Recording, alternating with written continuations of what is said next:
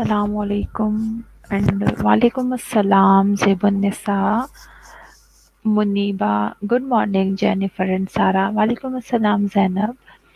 कैसे हैं आप सब लोग बेटा जी? मैं ठीक हूँ अल्हम्दुलिल्लाह सारा, आई एम फाइन। वालेकुम अस्सलाम नफीसा, आवाज़ आ रही है मेरी? आवाज़ क्लियर है, कोई इशू तो नहीं है? वालेकुम अस्सलाम हदीका, बताइएगा मुझे मेरी आवाज़ क्लियर है, कोई प्रॉब्लम तो नहीं है आवाज़ में?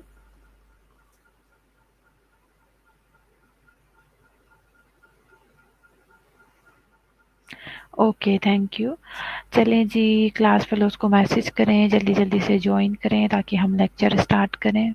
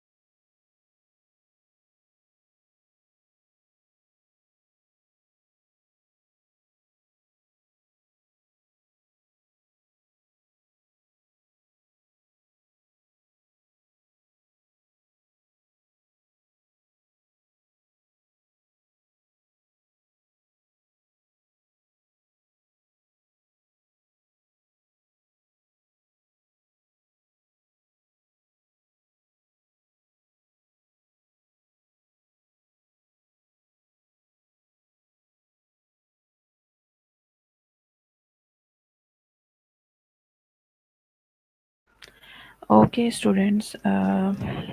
Still, just 14 students are here, but I think we should start our lecture.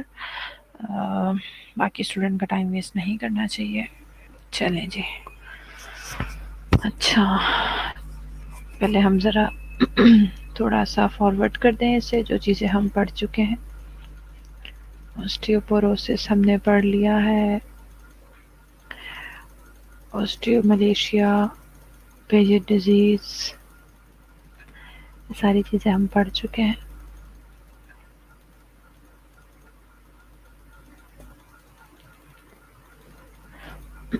वालेकुम अस्सलाम मारिया, गुड मॉर्निंग निम्रा।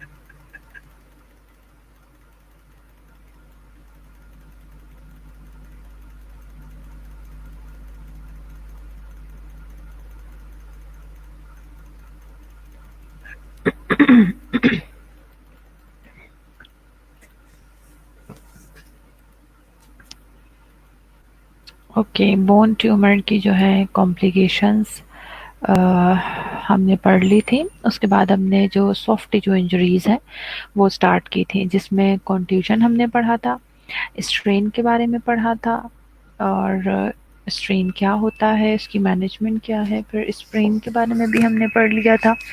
ठीक है जी, डिग्रीज पढ़ी थी स्ट्रेन की, स्प्रेन की। ओके, आई थिंक इसकी डिग्रीज हमने नहीं पढ़ी थी एग्जैक्टली।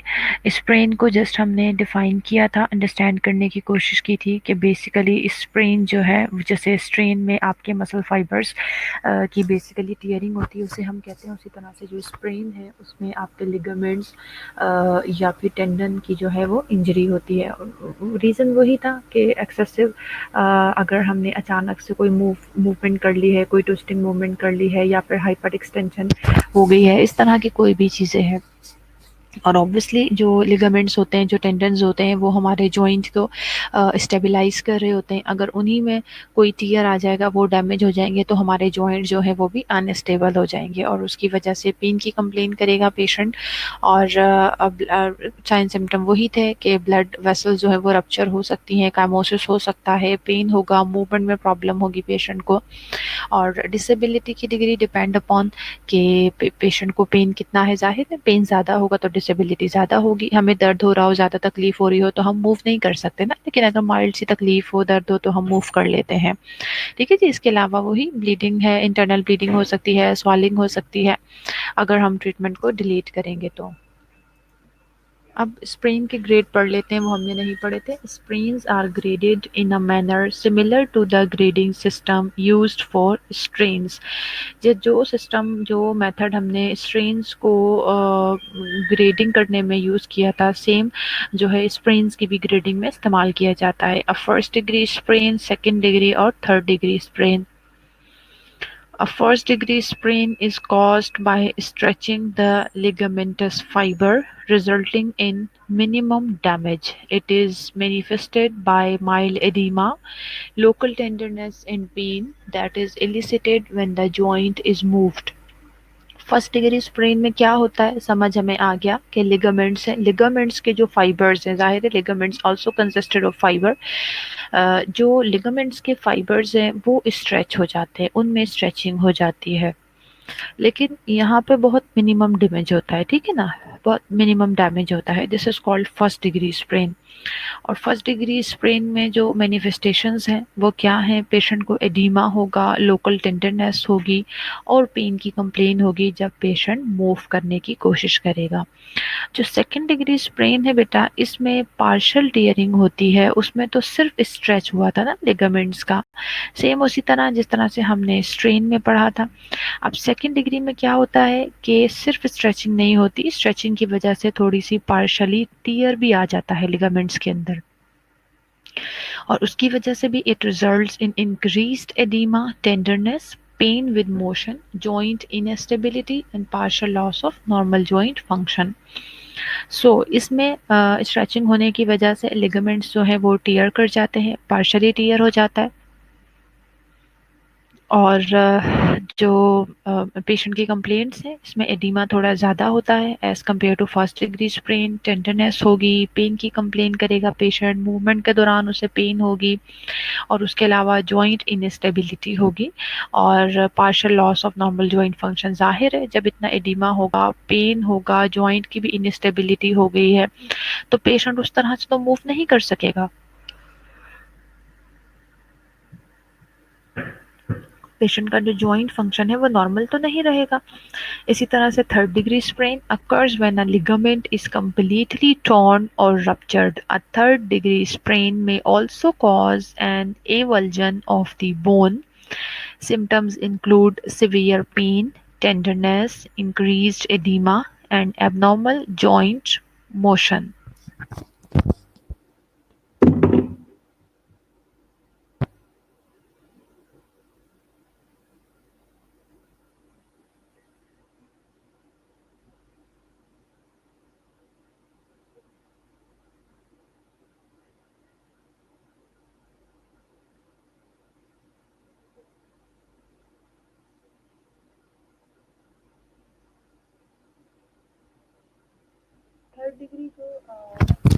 थर्ड डिग्री का जो स्प्रेन है उसमें जो लिगामेंट है वो कम्प्लीटली, जिस तरह से हमने स्ट्रेन में पढ़ा था कि मसल के वो जो फाइबर्स थे वो इतना ज़्यादा टियर हो गए थे कि वो अलग हो जाते हैं एक दूसरे से ना, यानी टेंडन से अलग हो जाते हैं।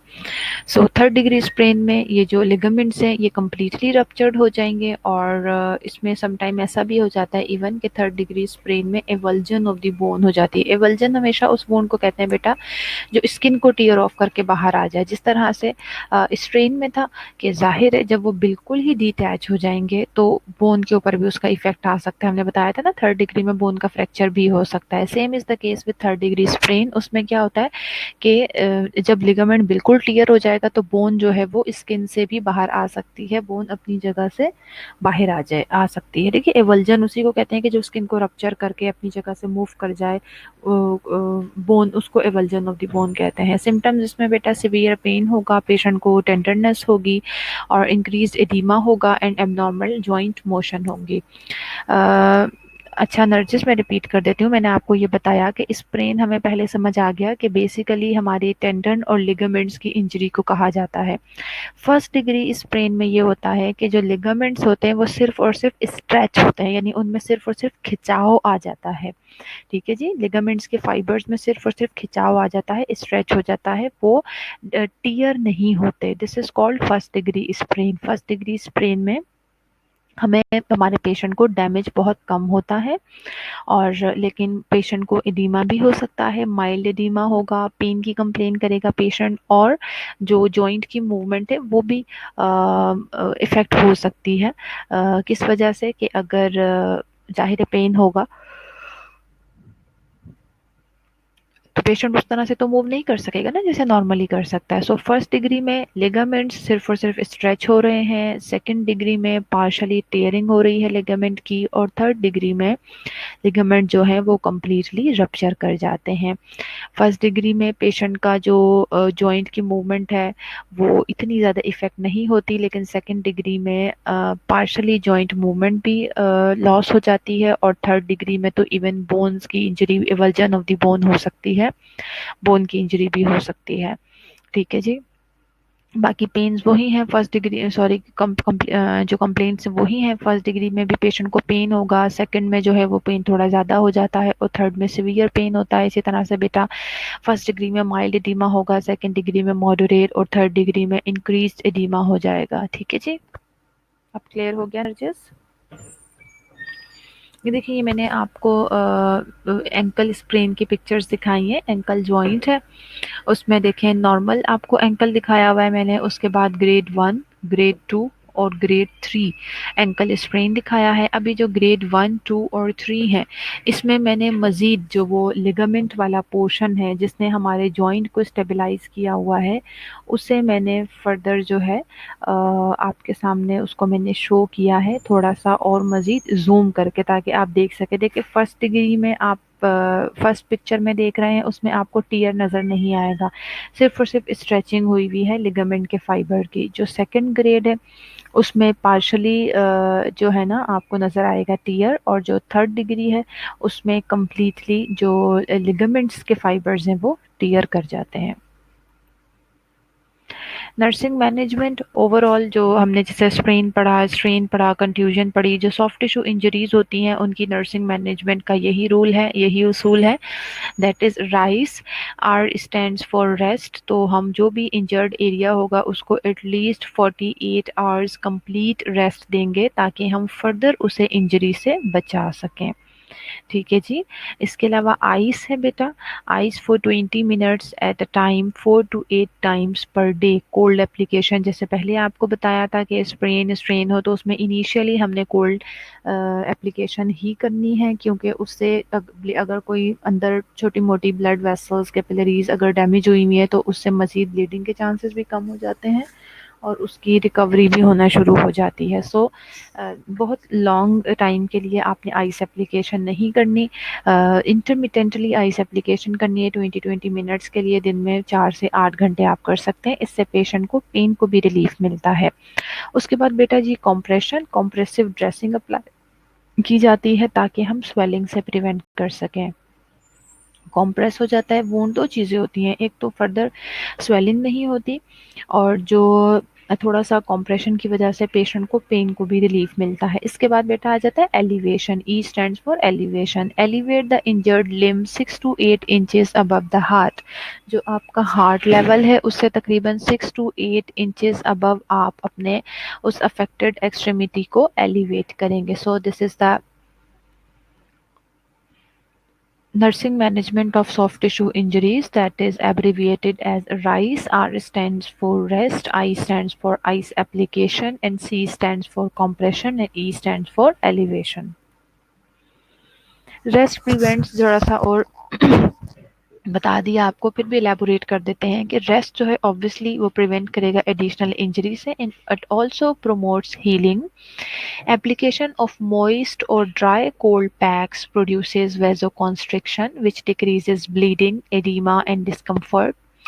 Care must be taken to avoid skin and tissue damage from excessive cold. ये मैंने आपको पहले ही बता दिया कि इंटरमिटेंटली हमने कोल्ड एप्लीकेशन करनी है, कंटिन्यूस कोल्ड एप्लीकेशन नहीं करनी, क्योंकि अगर हम कंटिन्यू उसके बॉडी पार्ट के ऊपर आइस को रख के छोड़ देंगे तो वेजो कॉन्स्ट्रिक्शन इतनी ज़्यादा हो जाएगी कि वहाँ ब्लड की सप्लाई स्टॉप हो जाएगी. ब्लड की सप्लाई स्टॉप हो गई तो जो है इस्कीमिया होगा, ना ब्लड पहुंचेगा, ना ऑक्सीजन पहुंचेगी, ना न्यूट्रिशन पहुंचेगी उस जगह पे, तो ऑब्वियसली इंजरी भी मजीद बढ़ेगी और इवन टिश्यू डेथ भी हो सकती है. So care must be taken to avoid skin और tissue damage from excessive cold.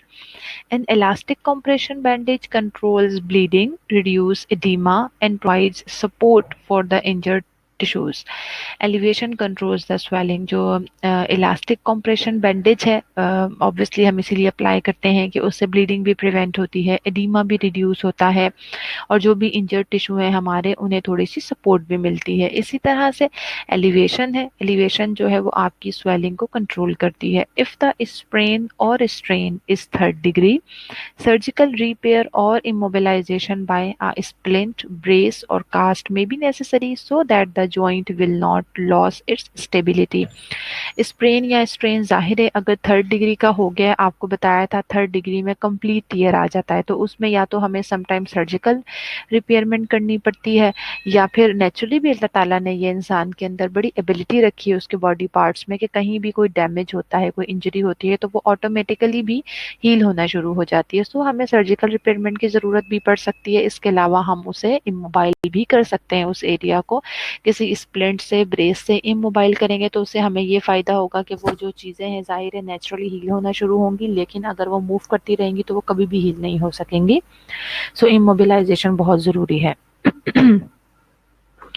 The neurovascular status, that is circulation, motion and sensation. ये बार बार आपको पढ़ा रही हूँ, जितने भी मस्कुलोस्केलेटल डिसऑर्डर्स हैं उसमें सब में हमने बार बार पढ़ा कि न्यूरोवास्कुलर स्टेटस को चेक करना बहुत ज़रूरी है. Neurovascular status of the injured extremity is monitored every 15 minutes for the first 1 to 2 hours after injury. Then every 30 minutes until stable. Decreases in sensation or motion and increase in pain level should be documented and reported to the physician immediately. अब जो neurovascular status है patient का वो हमने ज़रूर check करना है. Injured extremity में आपने पहले तो जब पेशेंट को इंजरी हुई है 1 से 2 घंटे तक आपने हर 15 मिनट्स के बाद उसका न्यूरोवास्कुलर स्टेटस चेक करना है. उसके बाद हर 30 मिनट्स के बाद, अगले 2 से 4 घंटे आप हर 30 मिनट्स के बाद चेक करेंगे.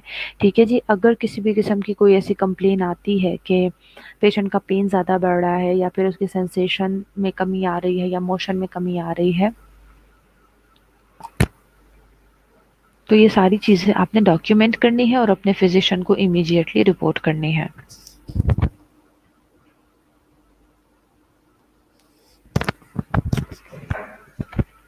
After the acute inflammatory stage, that is usually 24 to 48 hours after injury, heat may be applied intermittently for 15 to 30 minutes 4 times a day to relieve muscle spasm and to promote vasodilation, absorption and repair.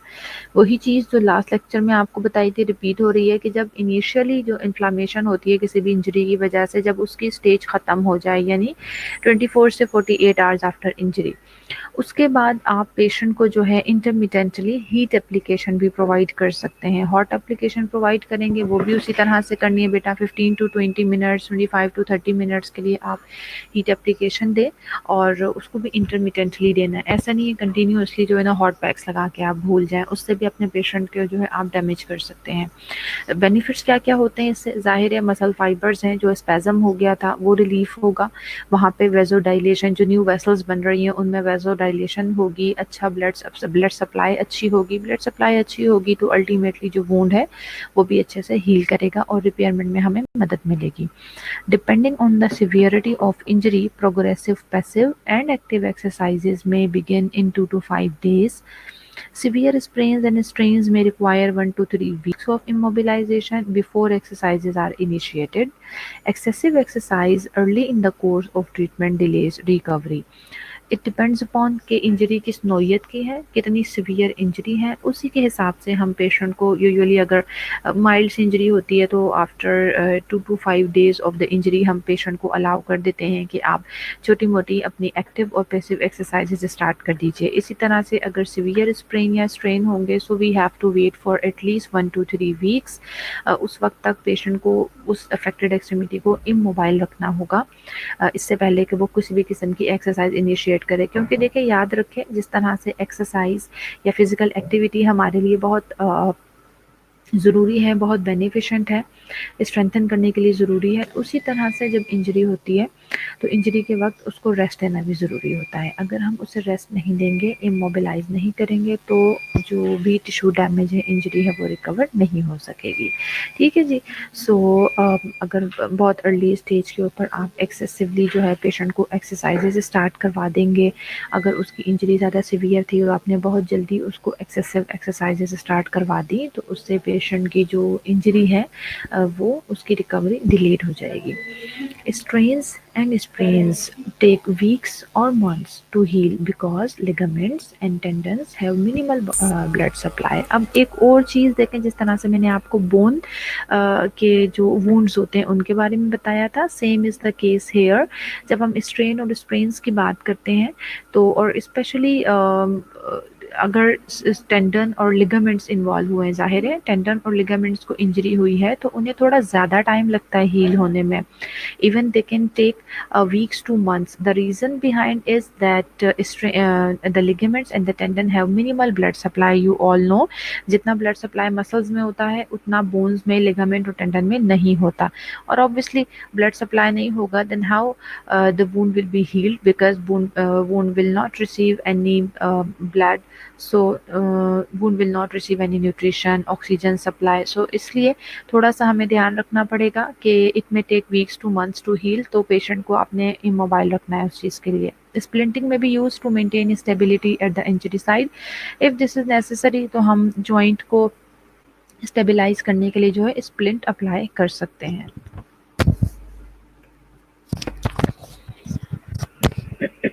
Soft tissue injuries यही तक थी। Sprain पढ़ा, strains पढ़े, confusion पढ़ी, strain और sprain के जो है डिफरेंट डिग्रीज पढ़ी हमने। उसके बाद हमने ओवरऑल मैनेजमेंट पढ़ ली कि सॉफ्ट टिश्यू इंजरीज होंगी उसकी ओवरऑल मैनेजमेंट क्या है। यहाँ तक किसी स्टूडेंट की कोई क्वेरी है तो पूछ लीजिए, अदरवाइज फिर हम आगे इंशाल्लाह फ्रैक्चर्स की तरफ मूव करते हैं।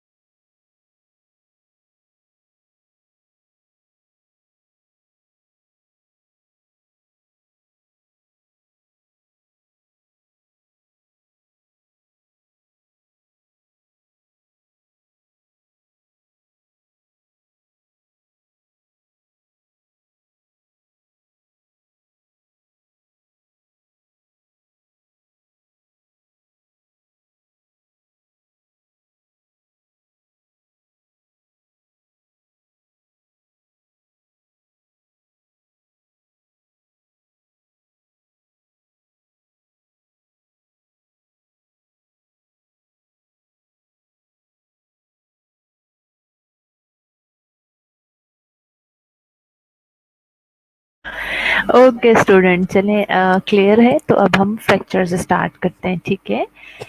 A fracture is a complete or incomplete disruption in the continuity of bone structure and is defined according to its type and extent. सबसे पहले हम देख लेते हैं कि फ्रैक्चर की डेफिनेशन क्या है, फ्रैक्चर होता क्या है। फ्रैक्चर जो है बेटा जी वो बेसिकली जो हमारी एक बोन है उसका अल्लाह ताला ने एक स्ट्रक्चर रखा है ना, तो हमारी बोन का जो एक नॉर्मल स्ट्रक्चर है उसकी कंटिन्यूटी अगर डैमेज हो जाती है, उसकी कंटिन्यूटी में अगर किसी भी किस्म का डिस्ट्रप्शन आ जाता है, it might be complete disruption और it might be incomplete disruption, तो उसे हम फ्रैक्चर कहते हैं। सिंपली फर्स्ट ऑफ ऑल हमने ये सीखा, हमने ये लर्न किया कि फ्रैक्चर की डेफिनेशन क्या है। Fracture is basically disruption in the continuation of normal bone structure and that disruption might be incomplete or complete disruption। और फिर हम फ्रैक्चर्स को जो है उनकी टाइप और एक्सटेंट के लिहाज से फर्दर डिफाइन करते हैं, यानी जाहिर है डिफरेंट टाइप के फ्रैक्चर्स होंगे, उन कितने एक्सटेंट तक फ्रैक्चर हुआ हुआ है उसके अकॉर्डिंगली हम फर्दर उन्हें डिफाइन करते हैं। Fractures occur when the bone is subjected to stress greater than it can absorb. Fractures may be caused by direct blows, crushing forces, sudden twisting motion, and extreme muscle contractions. When the bone is broken, adjacent structures are also affected, resulting in soft tissue edema, hemorrhage into the muscle and joints, joint dislocation, ruptured tendons, severe uh, nerves and damage blood vessels. देखें fracture होता किस वजह से, reasons क्या हैं। Basically fracture इस वजह से होता है कि अगर हमारी बोन के ऊपर उतना स्ट्रेस डाल दिया जाए जितना हम बर्दाश्त नहीं कर सकते, यानी एक लेवल होता है ना स्ट्रेस का, जितना हम बर्दाश्त कर सकते हैं अगर उससे ज़्यादा स्ट्रेस आपने बोन के ऊपर डाल दिया तो फ्रैक्चर हो जाएगा। क्रशिंग फोर्सेस हो सकती हैं, डायरेक्ट कोई चीज़ हिट हुई है, डायरेक्ट ब्लो जिसे कहते हैं, या ट्विस्टिंग मोशन हो सकती हैं, या फिर एक्सट्रीम मसल कॉन्ट्रैक्शंस हो सकती हैं। उसकी वजह से बोन्स जो हैं वो, जाहिर है मसल्स देखें ये ऐसा नॉर्मल के सिचुएशन में नहीं होता एक्सट्रीम मसल कॉन्ट्रैक्शंस। अगर किसी को कोई न्यूरोवास्कुलर प्रॉब्लम इतनी सिवियर हो गई है या फिर कैल्शियम का इम्बैलेंस इतना ज़्यादा ख़राब हो गया है बॉडी में सडन से, तो मसल्स में ज़ाहिर है एक्शन पोटेंशियल जो है वो उसका डिस्टर्ब होगा, मसल की कॉन्ट्रैक्शन इतनी सिवियर हो सकती है कि बोन्स अगर वीक हैं, कुछ लोगों की होती है ना बोन्स वीक, अगर उनके मिनरल्स की क्वांटिटी ठीक नहीं है, ओल्डर एज के लोग हैं, तो उसमें मसल्स इतनी फोर्स से कॉन्ट्रैक्ट करते हैं कि बोन्स जो है वो डैमेज हो सकती है। लेकिन ऐसा नॉर्मली नहीं होता, यूजुअली यही होता है कि डायरेक्ट ब्लोज की वजह से होता है, या खुदा ना खास्ता कोई एक्सीडेंट वगैरह हुआ है, क्रशिंग फोर्सेस जो है उसके ऊपर अप्लाई हुई है, उन्होंने क्रश कर दिया है, या फिर सडन ट्विस्टिंग मोशंस हो गई, उसकी वजह से फ्रैक्चर्स होते हैं। और जब बोन टूटती है, बोन का फ्रैक्चर होता है, तो सिर्फ और सिर्फ बोन डैमेज नहीं होती, उसके आसपास के जो स्ट्रक्चर्स हैं वो भी की वजह से इफेक्ट होते हैं। जैसे बेटा सॉफ्ट टिश्यूज डैमेज हो सकते हैं तो सॉफ्ट टिश्यू एडिमा हो जाएगा, आसपास की blood vessel even capillaries rupture हो सकती हैं, तो कंट्यूजन जैसे हमने अभी पढ़ा इस तरह की सिचुएशन आ सकती है कि अंडर मसल्स कैपिलरीज डैमेज हुई, उन्होंने ब्लीड किया, तो आपको एकाइमोसिस नज़र आ सकता है, जॉइंट्स में ब्लीडिंग हो सकती है, जॉइंट जो है वो डिसलोकेट हो सकते हैं, टेंडन जाहिर है बोन्स के साथ अटैच होते हैं वो रप्चर हो सकते हैं, सिवियर नर्व्स का मतलब है कि नर्व सिवियरली डैमेज हो सकती हैं, और इवन ब्लड वेसल्स भी डैमेज हो सकती हैं। Body organs may be injured by the force that caused the fracture or by fracture fragments। जो बॉडी के डिफरेंट ऑर्गन्स है, मैंने आपको बताया ना कि जॉइंट या बोन की जो भी प्रॉब्लम होती है, स्पेशली बोन की कोई भी प्रॉब्लम होती है, तो वो आसपास के सराउंडिंग टिश्यूज को भी इफेक्ट करती है। इसी तरह से बेटा जी जब बोन को इंजरी होगी तो बॉडी के जो डिफरेंट ऑर्गन्स है वो भी इंजर हो सकते हैं। किस वजह से? क्योंकि जो फ्रैक्चर्ड फ्रेगमेंट होता है ना, जैसे अगर बोन टूटी तो उसका कोई हिस्सा निकल के एकदम से जैसे वो बॉडी के किसी ऑर्गन में भी चुभ सकता है या फोर्स अप्लाई कर सकता है, तो इन सारी चीज़ों की वजह से बॉडी के दूसरे ऑर्गन्स भी इंजर्ड हो सकते हैं।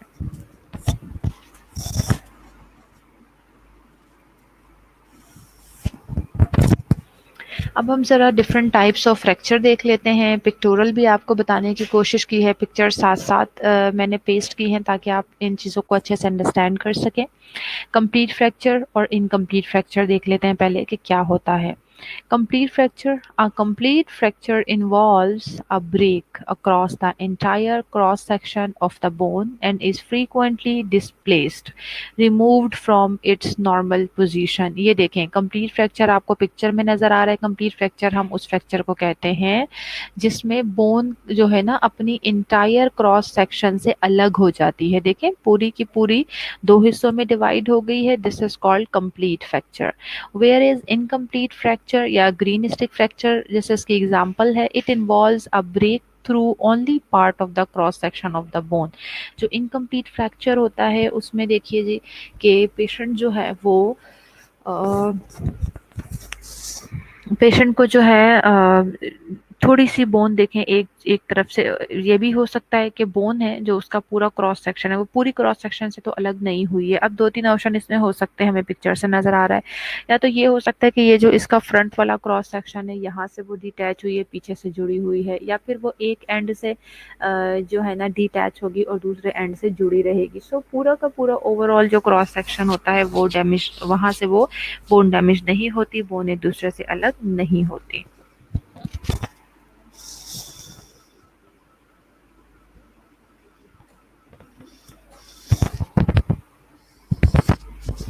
उसके बाद आ जाता है कम्युनेटेड फ्रैक्चर।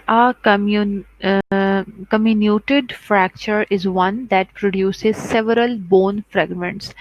कम्युनेटेड फ्रैक्चर ऐसे फ्रैक्चर को कहते हैं बेटा कि जब किसी बोन में फ्रैक्चर हो लेकिन उससे हमें मल्टीपल फ्रैगमेंट्स, मल्टीपल पोर्शंस मिले बोन के, यानी बोन दो तीन जगहों पर पिक्चर में आपको नजर आ रहा है। कम्युनेटेड फ्रैक्चर बोन जो है वो तकरीबन ब्रॉडली तो दो जगह से डैमेज हुई है, लेकिन अगर आप उसका ऊपर वाला एंड देखें जहां से ये डैमेज हुई है नी जॉइंट के पास से, वहां से भी इटसेल्फ आपको उसके तीन फ्रेगमेंट नजर आ रहे होंगे। ठीक है जी, और इसके अलावा दो फ्रेगमेंट नीचे निचले हिस्से से एंकल जॉइंट के पास से। सो कम्बिन्यूटेड फ्रैक्चर ऐसा फ्रैक्चर होता है कि जब बोन जो होती है वो मल्टीपल फ्रेगमेंट्स में, सेवरल फ्रेगमेंट्स में डिवाइड हो जाती है, दैट इज कॉल्ड कम्बिन्यूटेड फ्रैक्चर। उसके बाद बेटा जी आता है क्लोज्ड फ्रैक्चर।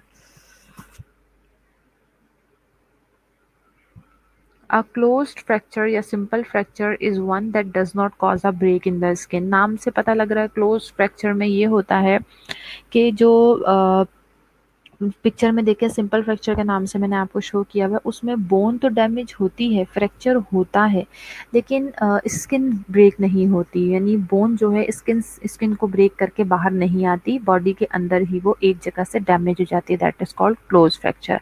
अब जो ओपन फ्रैक्चर है, एंड ओपन फ्रैक्चर कंपाउंड और कॉम्प्लेक्स फ्रैक्चर भी इसका नाम है। It is one in which the, यानी ये एग्जाम्पल्स हैं कंपाउंड फ्रैक्चर और कॉम्प्लेक्स फ्रैक्चर्स के एग्जांपल्स हैं। Is one which is the skin और mucous membrane won't extend to the fractured bone. इसमें क्या होता है, ओपन में ओपन हो जाता है, यानी जो स्किन है वो भी ब्रेक हो जाती है, और बोन तो जाहिर है फ्रैक्चर का तो नाम ही यही है कि बोन ब्रेक होगी, तो बोन ब्रेक होके स्किन को भी रप्चर करते हुए बाहर निकल आती है। ठीक है जी, this is called open fracture.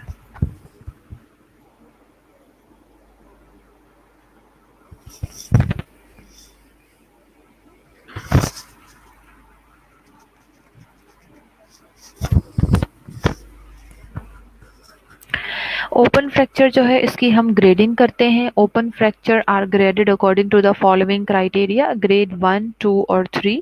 Grade 1 में it is a clean wound less than 1 centimetre long. Grade 2 में it is a larger wound without extensive soft tissue damage, and grade 3 is highly contaminated, has extensive soft tissue damage and is the most severe. देखें आपको picture में clear नजर आ रहा होगा।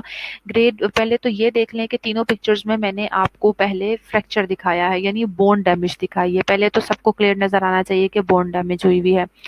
Second चीज हमने जो देखनी है ग्रेडिंग में, ग्रेडिंग हम बेसिकली ओपन फ्रैक्चर में चूंकि स्किन का वुंड होता है, स्किन रप्चर फ्रैक्चर होती है, इसीलिए उसे ओपन फ्रैक्चर कहा जाता है। सो उसी वुंड के अकॉर्डिंग हम इसकी ग्रेडिंग करते हैं। ओपन फ्रैक्चर की ग्रेड 1 में जो वुंड होगा वो होता क्लीन है बेटा जी, और 1 सेंटीमीटर से छोटा वुंड होता है, कट होता है। ग्रेड 2 में थोड़ा एक्सटेंसिव आपको नज़र आ रहा है, ग्रेड 2 में थोड़ा बड़ा, थोड़ा एक्सटेंसिव जो है बड़ा लार्ज वुंड होता है, लेकिन जो सॉफ्ट टिश्यूज़ हैं वो थोड़े-थोड़े डैमेज होते हैं। ज़्यादा सॉफ्ट टिश्यू डैमेज नहीं होते। और जो थर्ड डिग्री है उसमें ये हाईली कंटामिनेटेड होता है, क्योंकि ज़ाहिर है इतना बड़ा वुंड होता है, इतना ओपन हो जाता है और वो इन्फेक्टेड भी हो सकता है, और इसमें एक्सटेंसिव सॉफ्ट टिश्यू डैमेज होता है और ये बहुत सीवियर केस होता है। ठीक है जी। So this is the grading of open fracture. यहाँ तक किसी भी स्टूडेंट की कोई क्वेरी है तो आप मुझसे पूछ सकते हैं। अब अटेंडेंस का टाइम हो गया, हम अटेंडेंस मार्क कर लेते हैं। किसी स्टूडेंट की भी कोई क्वेरी है तो प्लीज़ आप मुझसे पूछ लें और roll number wise attendance mark करवा दीजिए।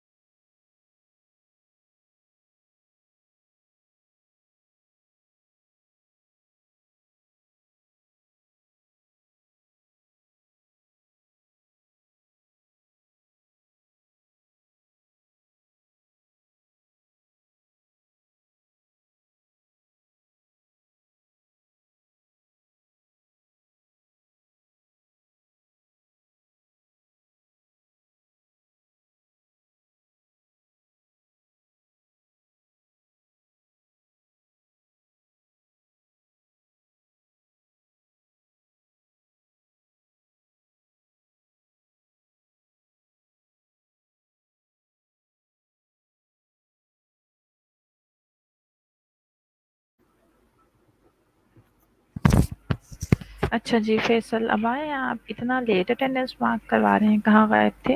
क्लास में थे फैसल? अच्छा, फैसल का नाम